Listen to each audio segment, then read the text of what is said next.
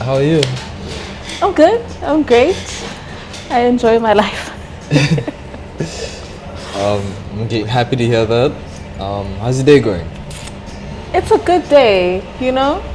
It's a Friday, so obviously it's a good day. Yeah. And yeah, I look forward to the rest of it. Sounds like you're having a good, relaxed day. Calm? Yeah, it's gonna pick up. Happy hour is coming, so Okay. it's gonna get busy. And it's a Friday, so happy hour might be too. Fair enough. Sounds like we should get to the questions then. Okay. So, would you like to quickly introduce yourself, who you are? Okay, like to the camera. Yeah. Gama lam ngu Sanele Mswi. I am a spoken word poet. I am a writer. I write scripts, I write plays, I write advertisements, I make rings. I enjoy my life. I'm a stylist. I have a great voice and Do a lot. and so on and so forth. Okay. What did you say is the main thing you're known for? I would say it's the spoken word poetry. Okay. And to me it's like a gateway. It's me giving people the idea that hey, I do I do writing. I'm a writer. I know how to use my words, and being able to put out there in this day and age is with the poetry. You can't run around going to someone and you're like, please read my script. Can you read my script? So Okay, fair enough. What guided you towards poetry? I had a better answer for this yesterday, honestly. But what guided me towards poetry, I think it's the love for words. I was that girl who was just reading the dictionary. I remember we had a dictionary in my home. It's like an old Oxford dictionary, and it looks like the Bible. Like it's thick and it doesn't have a lot of words on the outside. So I'd be walking around with this dictionary, and someone would be like, "Oh, you're reading the Bible. You're such a holy child." And I'm like, Little did they know. little did they know, I'm a nerd. I'm a big nerd. So just having those words in my mind, and sometimes you never really have an opportunity to use a word until it's a certain situation. So poetry gives you a chance to play around with those words. Okay. So I've just always been a writer. Yeah. When would you say you created your first piece of poetry? My first actual memory of me sharing poetry, I was 11 and it's like a grade 5 class, like an English class, where we would do reading and writing. That was the purpose of the class. Like you will read a little story, you'll write your own, and we wrote some poetry, and I was asked to read that poetry in front of the whole class, and everyone was like, actually that's a good poem, yeah. So my first audience was my fellow 11-year-olds, and they loved it, so I was like, yes. So yeah, I started sharing my poetry at 11. Would you say that influenced you? If I hadn't been asked to read it in front of the class, I think I wouldn't have put it in my mind that you can perform the poetry that you've written. I would have just, I can write whatever. And then having a chance to perform it, I think it reaches a bigger audience than just the written work. So from there, I do think I did start enjoying the performance side of things, because I went into school plays and participated in those little pageants that we would have at school. But I was never necessarily the lead or the winner of the pageant. Yeah. I was just there for participation. So from that poem we were writing in that English class, I was just like, I enjoy it. Safe to say you've had a long history in poetry then. I have a long history with words. Yes. When would you say is the first time you performed in public? The first time I performed in public, I embarrassed myself. I will just say that, firstly. What makes you say that? I wrote this really great poem about being a dark-skinned girl and living in a world that doesn't really want you to be beautiful, doesn't want you to stand out. They want to have you in the picture, just to Photoshop you lighter so that they seem like they're better. And I wrote a poem around that theme. And when I was presenting it at this, it was a talent show, When was talent this? search. This was 2016. I was 19 years old, fresh out of high school, and we entered this competition. And I was one of the poets who were chosen to kind of be in the space. And now I'm performing this poem about being a strong black woman. And the judges, they are light skinned, they are bleaching, they are just, and I'm there, I'm a same black girl that I am now. Yeah. And I apologized. I was like, sorry if this is going to be offensive, if this poem is going to make anyone feel uncomfortable. And I'm like, and the judges actually did say to me that that was a beautiful piece. You delivered it beautifully, work on your stage confidence, but mostly don't apologize for your words. You wrote this, you said this, you offended people by speaking your truth, and now you're going to say sorry for offending you. I have a truth to share. So from that, I was like, you know what? In other words, that you need to stand on business. You need to stand on business. Yeah. Don't go around embarrassing yourself by saying bold words with a shaky voice. Say it with your chest, motherfucker. You need to claim your words. Yeah, that was... I go back to that memory sometimes and I'm like, if I could see me, if me now would be in the judge's seat and I'm listening to this person who's doing their poem like this, yes, I would be able to see and identify the mental thought processes and all of that went into it. But I don't think I would have seen someone who's able to fill a room with their poetry. I would have just felt like you're so apologetic, you're so afraid of who you are, that you're not going to impact the room. You're just going to be this person who's squeaking there in the corner. And I think from being embarrassed by that performance, it motivated me to actually work on that shit and stand on your business. You know all these words, now stand on them, be direct about them. So if anyone ever finds footage from that, just delete it, please. I'm sure it wasn't that bad. It wasn't that good either. Damn. It was not. Okay. Where would you say you've been performing recently? Recently, here, this is the Obscene Parrots in Observatory. It has a beautiful backspace where you can just, and it's been a great space to test out some of the new poetry, some of the new mixture of music and poetry that I want to put out there. It's been a great place to just say, I do this and this is how I do it. And you'll feel it from the crowd's engagement that you're onto something with this one. Work on this with this one. Yeah. And it's really been a great space to grow. When do you perform? Like, which days of the week? Oh, on Sundays. On Sundays we have the backyard session and we just come through, we chill, we get our drink, we get our blunt, we get our favorite artists, and we just sit around together and share. Yeah. What influenced you to come to Cape Town? I know you're not originally I'm from East London, and East London has everything that Cape Town has. All we need is just a mountain in the middle of the city, and we're just a sleepy little Cape Town. But what motivated me to take on the whole world is that there aren't as many opportunities in the cultural and creative industry there. The Eastern Cape exports a lot of talent, and a lot of the talent that we export only left the Eastern Cape because there was no platforms. There are no TV shows dedicated to giving voice to up and coming artists. There are very few consistent shows during the year that are going to make it so that you are able to have an income from your artwork. It's going to be only at the end of the year when we're having Mbuyele Kaya and Krusamo and whatever other shows they're still having. Is there something you say you'd want to change? It has to change. It has to.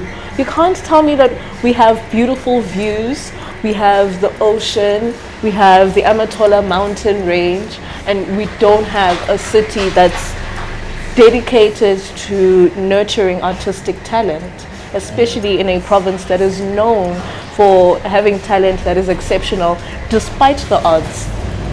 We record in the back room and it's going to stand toe to toe with someone who had an entire studio. Yeah. So the Eastern Cape ends up losing out, and now we can't even develop the infrastructure there because we're in the big city. And when you go back home, you're going back home to the village, Yemakaya.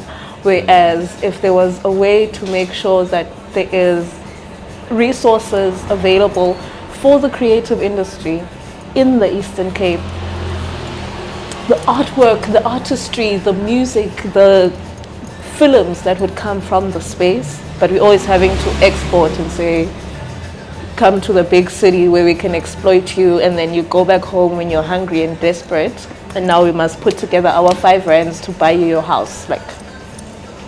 So it has to change, because the Eastern Cape will always be a place where we kind of throw away our people and we just like, oh, we don't have high hopes for them, so they should stay there. And the ones who come out now have the added responsibility of maintaining the Eastern Cape and still being in the big city that we are living in. So it has to change for our own selves. How would you say people would go about starting that change? It's a tough one, honestly.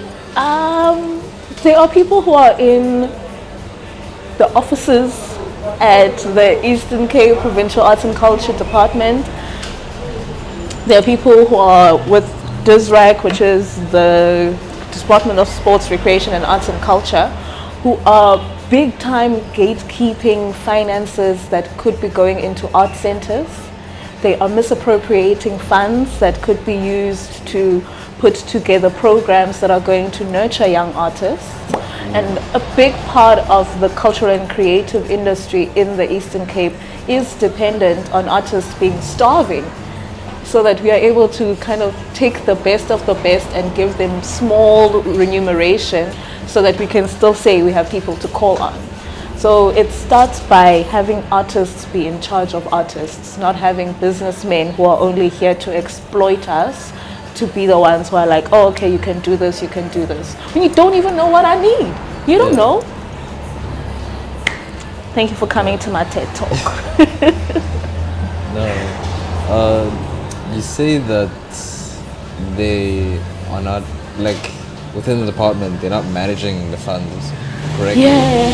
How would you say, what is the correct way of managing those funds? What would be a more appropriate? Honestly, I wouldn't say it on a podcast with my chest. Okay. Because I'm still hoping to have a few of my projects funded from those misappropriated funds.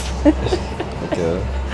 But I think a big part of it is having workshops that are going to educate the artist, educate the musician, that there is samro that you have to get through. There's sampra, this is how you get radio play. This is how you have to, once you've recorded your music and you put it on a streaming platform, once you've decided that you are a creative artist, you're a writer, here's a writer's guild to work with. And now it's just like, oh, I do this, I'm out there, and there's no real structure that's been put into place to make it feel like a career. It's just, oh, we're just playing around. I have the ability to do this and do that. I'll make a few rands from that, and not knowing how to even follow through on that process. So you'll give the artist some pamphlets and some forms, but there's no one who's there to say, okay, form number what on such and such a line. You know, just sometimes we want to be babied through some things as artists. And I think that's because we just want to have fun. We are babies. We are just there splashing the walls with crayons and paint, wanting to create something that even we don't know what it is and we don't know how it's going to come out. So how can you expect me to put on certain parameters and say this is what it's going to be and this is how much it's going to be worth? But if there's an understanding of what the cultural and creative industry is and what it does in the long run, we would be able to.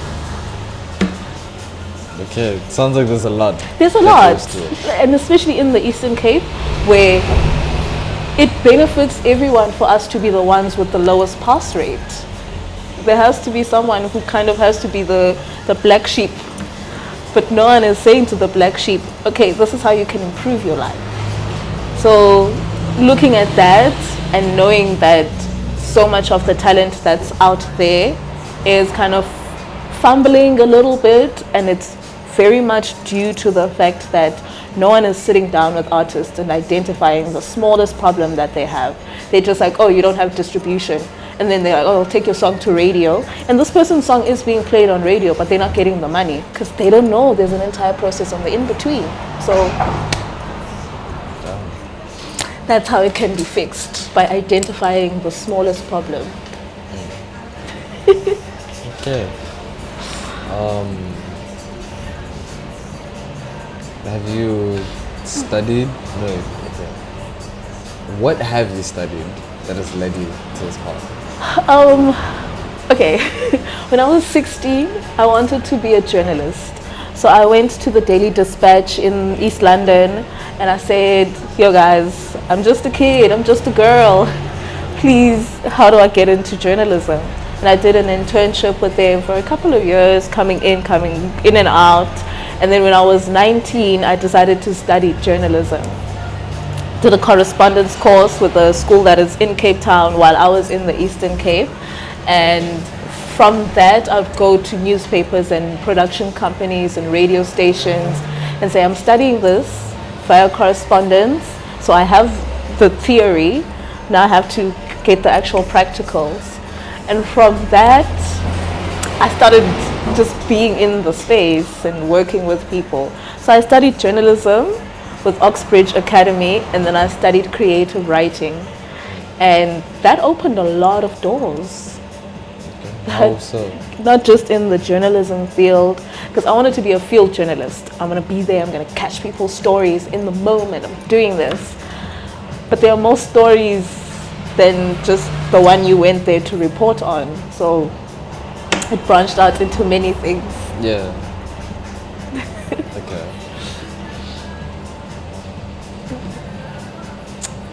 Must I ask the question? I'm the journalist, so. No, I feel like we don't have the same flow as yesterday. Yeah, yesterday we were just chilling. For those that don't know, we've had this interview before, but unfortunately we lost the footage due to insufficient battery life. Yeah. Technical difficulties. Okay.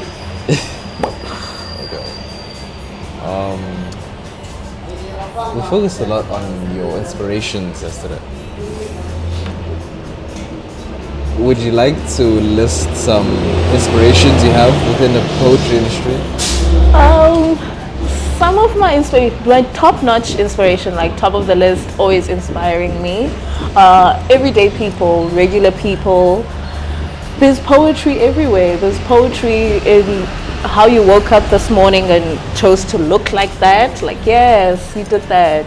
There's poetry in your daily decisions to just overlook the hardships. There's poetry in how you just came from home to here and the journey in between and the things that you saw and the thoughts that you had. So I'm inspired to poetry every day, all the time. I will sit down and write a poem about those technical difficulties that have made us have to have this conversation again. Yeah. A poet that inspires me, and someone that I was, like you're right behind them, like they were like, she was here and then you arrive and it's like, oh wow, you remind us of so and so. It's a colleague Putuma. She was very big in the Grahamstown space. She did quite a few plays, quite a few performances that side, and she's one of the people who made me understand that it's a performance piece, it's performance poetry. So perform it with your whole being, with your whole, put in the emotion into it as well. Don't just be reciting words. Don't just stand there looking pretty and saying things, but your entire you, your expression, your demeanor, everything about you must just be saying, this is what I'm saying and this is what I'm putting out there. So definitely Koleka Putuma. And then the classic South African babe, Lebo Mashile. Girl, she has my heart. She has my heart since 2004. Okay. And it's always just been inspiring to know that there's a black woman out there, and she said, I have a voice, and it was embraced internationally. Because she's not just, there was an article that we studied at school that was written about her in America. So that was also quite a mind-blowing thing, that this person that I used to see on TV and I thought they're just a South African artist, they're international and they did it through poetry. Yeah. So, yeah, I think it was called Latitudes or something like that. That was her TV show. And at the beginning of each episode, she would do some poetry. Which channel was this? This was SABC 1. Back in the days, my child. Yeah.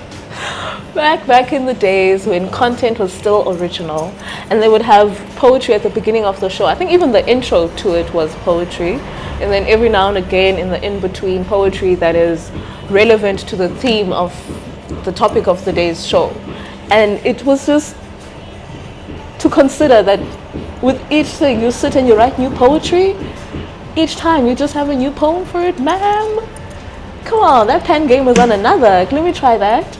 So it's always just, it's been that. It's just knowing that you can achieve success through the words. But it wasn't always my main focus to go into the poetry. That's why I studied journalism and I went in that direction. So. Okay, makes sense. But one of my most favorite ones, though, he is an American spoken word poet. Okay. His name is Rudy Francisco. And I think I discovered him when I was in high school.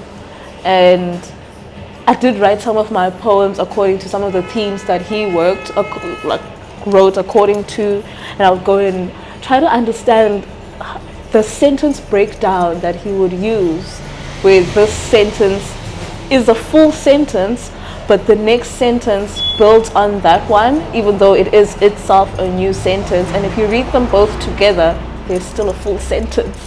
So just, I love words, I love language. Yeah. I love dissecting. Sounds like an interesting way of writing. Yeah. So I just enjoy that. And then my sister, younger sister, went and studied linguistics. And just being able to look into language from that perspective has made me even understand idioms and phrases and little things like that. You escape 3D. You're like a 4D of looking at language. Yeah. And I think even having family that's interested in things like that, because my brother is a videographer, he's a cinematographer, he will just take expert footage, expert pictures of anything that you're working on, products, your face, your everything. And then my sister goes and studies language and language in film as well. And I'm just there like, did I inspire you guys? Am I your motivation? Yeah, so somebody has to lead the way. But being surrounded by the words like that, being surrounded by film, just all the time, you get to see the poetry in life. And that's another interest of mine is film. This is something I'm really passionate about as a script writer, as a continuity supervisor, as a script supervisor. A lot of it is centered around what words did you use to create this world, and to be able to constantly have people around you who are discussing that and living that and are interested in the science of it. You get to have a broader perspective as well, and I think it's something that's really motivated me as well, that my family supports what I do. My family really approves. If they see me with a book, it's like, shh, she's onto something. Something big is coming. And I think it's really important for all artists to have that. To have, even if it's not your mother or your father, but just somebody in the family who believes in you and your artistry. And that support. Yeah, and it's going to take us as a whole further from here. So those are my inspirations. I just want to take it back to film. Okay.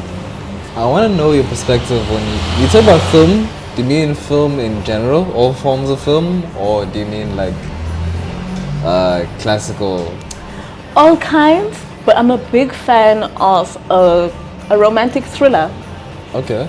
Like, it's a love story, but it's a love story that has a twist in it.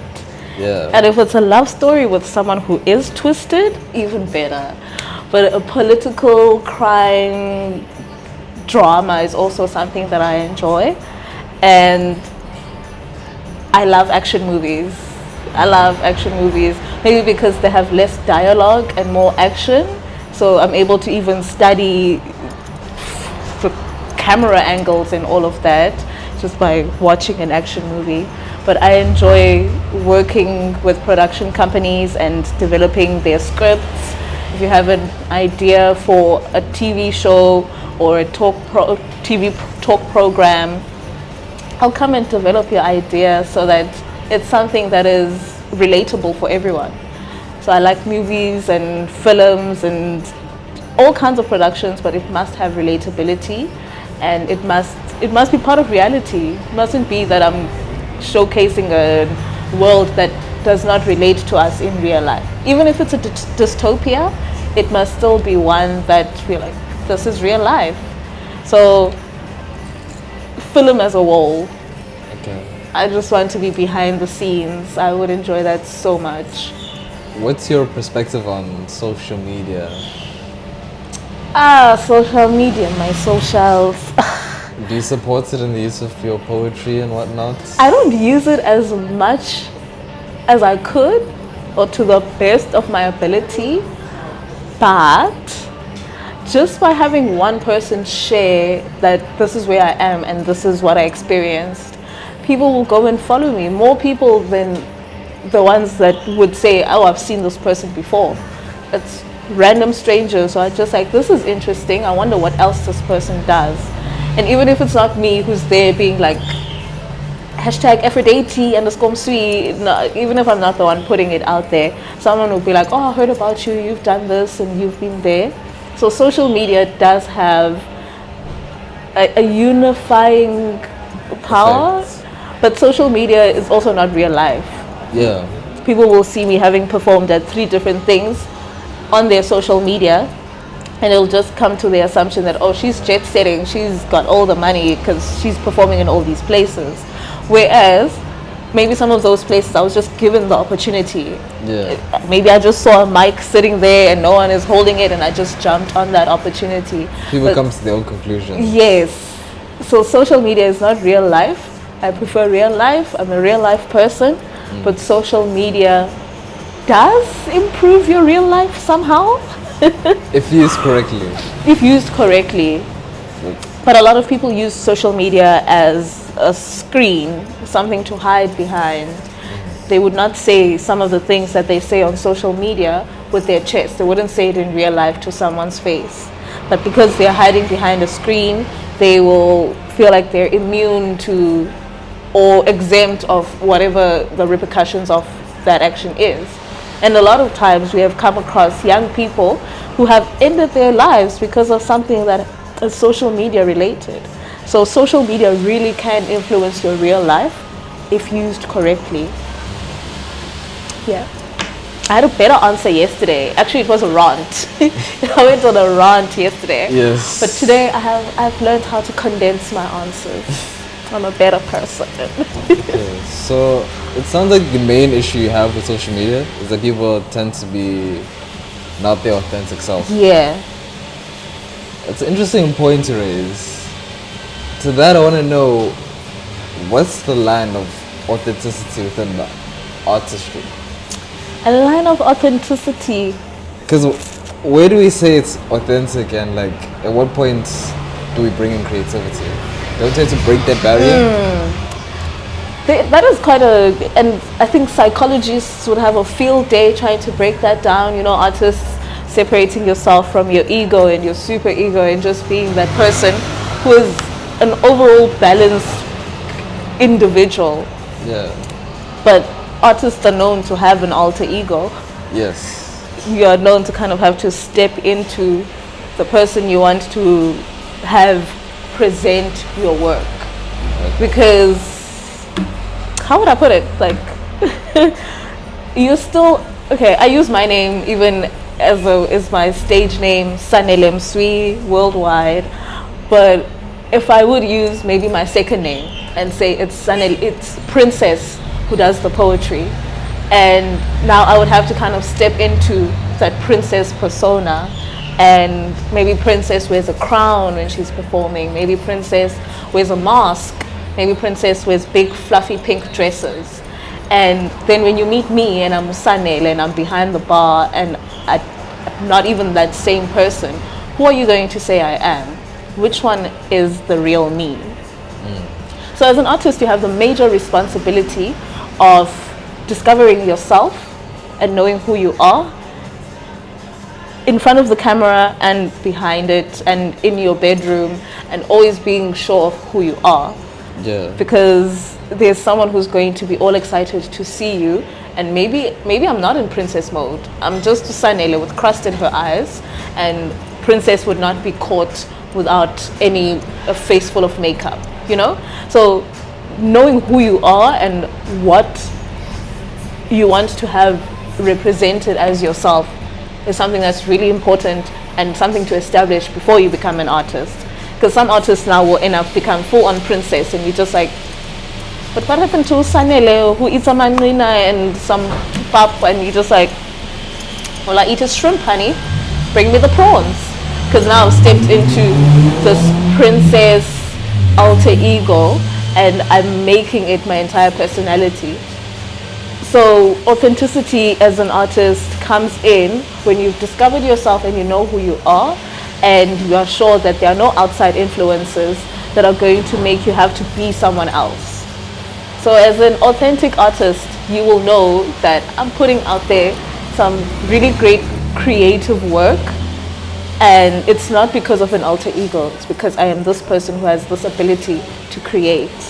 And it's not that I have to overinflate my ass. I'm still going to be able to rap just as well, even if I have an ironing board for my ass. And even though it is easier, it is much easier to just have a mask, to not neglect yourself as an artist and to stay a real person. Let go of the alter ego, because now it will end up being that your alter ego is the real you. You end up having to step into or act like the real you because you allowed this fake persona to overtake who you really are.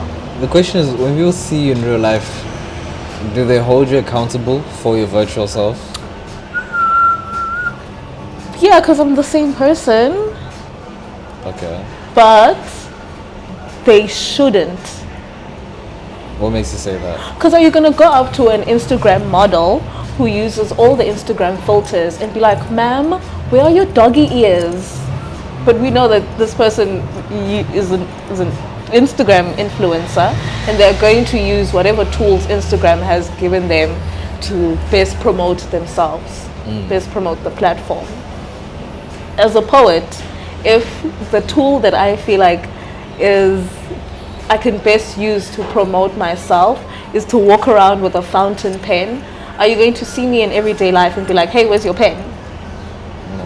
And you're just going to be like, oh, okay, enjoy your drink, bye. So don't hold me accountable, but if I'm a real person, I'll still be that same person. If I was commenting on something on social media and I said something completely out of pocket, when you see me in public, you should be able to say, hey, you said some bullshit. Do you really believe in that? Or were you just baiting people? So sometimes we think social media and what we do on there has no real life repercussions. It does. So hold me accountable, but don't hold me accountable because you're also on social media. It's just one of those things. Okay. Fair enough. There should be the same level of tolerance socially given to everybody. But if you're saying some shit to me on social media and you're hiding behind your screen, and I know and I see you in real life, please say it to my face. Catch hands in real life, because I'm not going to be some person whose comments you can screenshot and be like, oh, she's so rude. She knows exactly how to swear in vernacular. And it's just like, but that's not who I am. I don't use those vernacular swear words in everyday life because it's not part of my language. But now, because you said some nasty shit to me on social media, I'm going to say it. Whereas my father would be like, who taught you those words? Yeah. And now, because I know that my father's not on social media, I'm going to go and swear at someone using that language that I would not normally use. So, be able to say it with your chest, be able to be accountable for it, whether it's off screen or on screen, whether it's behind closed doors or you're on the fucking stage. Be someone that you are proud to be. And that's going to make us all better human beings in the long run, honestly. You need to own your shit. I think a lot of the direction that society is going in has allowed us to excuse ourselves for our bad behavior. It's like, oh, at least I'm not a murderer. Did a little bit of cheating, a little bit of hurting, not a murderer, it's fine. And we end up forgetting how to be human. And when someone is kind and they are nice and they are genuine, you start thinking they want something, or that's not who they really are, or they're being fake. Because we have made it okay for a face, a screen, another you to be more acceptable than who you really are. It's sad. Yeah. Damn. I feel like my interviewer is not bringing the energy today. Sorry.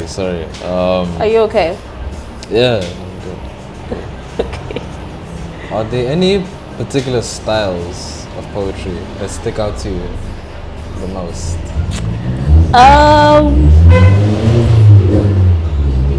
There are. I did already mention Rudy Francisco and how he plays around with his words. There's the political youth. I'll use the example of Fabian. Fabian right across the road actually. He's with Farah Kataza, Operation Kataza, and he does a lot of politically themed poetry, and the delivery of it, saying very simple things, very simple phrases, and being able to radicalize the youth, being able to radicalize people. Actually, you will go, even the youth will be feeling like, sir, how? And the older people are going to be feeling like, this is what we've been wanting to hear. This is the energy that we were coming with in 76, and it kind of died down. Do you have any examples? Any examples? No, you'll have to go and find Fabian yourself. Okay. You'll have to go and interview Fabian. But coming with simple words and using those simple words to be impactful.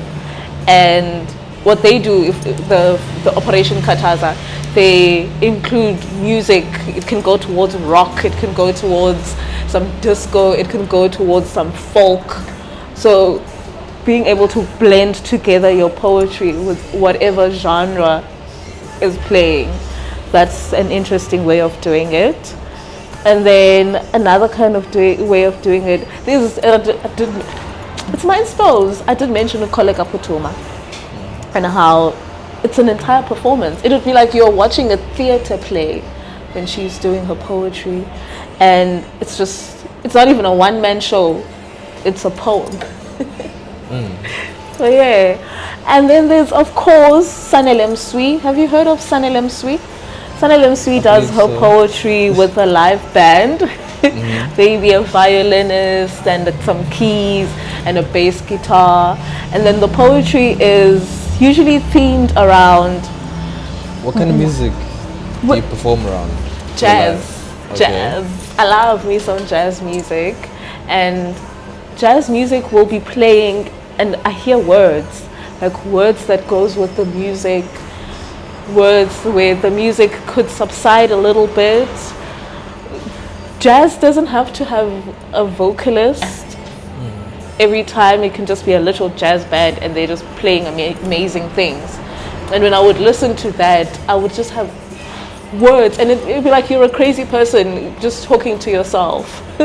But it has just always been jazz. I enjoy that. What drew you towards jazz in particular? My parents listened to all kinds of music, but my mother had a big love for instrumentals. So, yeah, hi. Oh, okay. So my mother loved instrumentals. Like she would. There's Snaggle Dance Band. There's the Tabernacle Choir where they'll record all the music, even with the choral singing, and then they'll put out their different versions of it.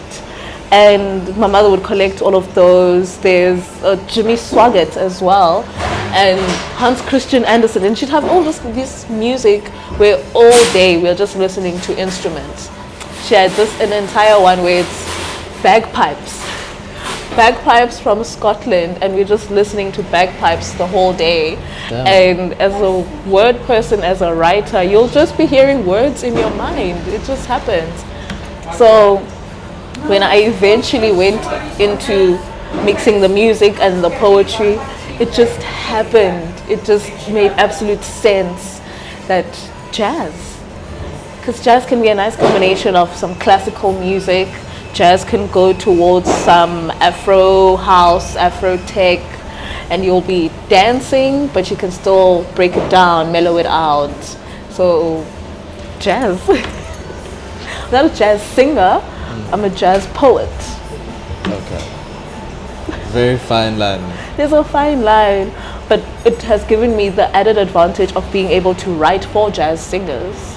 Wait, now I just wrote a poem and someone is like, I could sing this, and a lot of the poetry has become music like that, where I'll write a poem, I'll be working with a musician, and they're like, these 3 lines, I want to sing this is the chorus of our song, you're going to do 2 verses of your poetry, I'm going to do a verse of singing, and then we have this chorus, and putting all of that together, it has been a great advancement in even understanding what art is. You can't confine art and say, I'm just going to use paint. Next thing you know, you're painting with resin, and it's just like, wow. Yeah.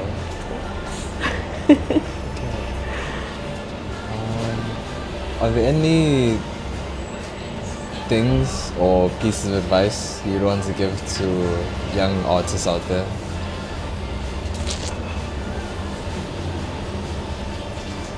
I'm trying to think really hard, because my advice is mostly for people who handle artists. Don't fucking exploit us. Don't exploit. That's what makes us reluctant to create to our full ability. I know I have amazing ideas, and if I don't trust the person that I can share this idea with and someone who can help me execute it, then I won't perform to my very best. I'll always be looking over my shoulder and wondering how many millions you've stolen from me. Would you say exploitation's a common theme? It is. It really is. You want your event to be interesting, and you know someone who is interesting, you know someone who is a vibe and a great energy, and you know that they're going to bring a new perspective, a different touch to what you have going on. But you're not going to pay them for all the things I've just mentioned. You're just going to say, oh, you're going to sing. Okay, just stand there and sing. But you don't know how this person arrived at that venue. How did they have an outfit that's going to fit in with your theme? How did they put together a band? And a lot of people will think, okay, Sanele is coming, she's a poet.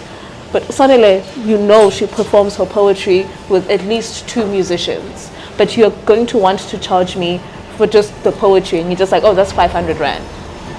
It's not, it's 5 million. And you're going to now expect me to bring it to the same level that you saw on somebody's status post or on Instagram, and want me to perform the way I performed when I had my 3-piece band, but now you're giving me money that's just enough for me to get there. You're just giving me transport money, and you want me to be able to perform to the best of my ability. So exploitation is that. You're exploiting me by expecting a 10,000 Rand product when you've only given me 1,000 Rand. So how am I going to be able to perform to that level when you are not even meeting me halfway? You're exploiting me. Go home. So that's the only advice I have. There's nothing I could say to any artist that they don't already know. You are awesome. You are capable. You are wonderful and different at your craft. People want to see you being awesome out there. You know this. But does the exploiter know not to exploit?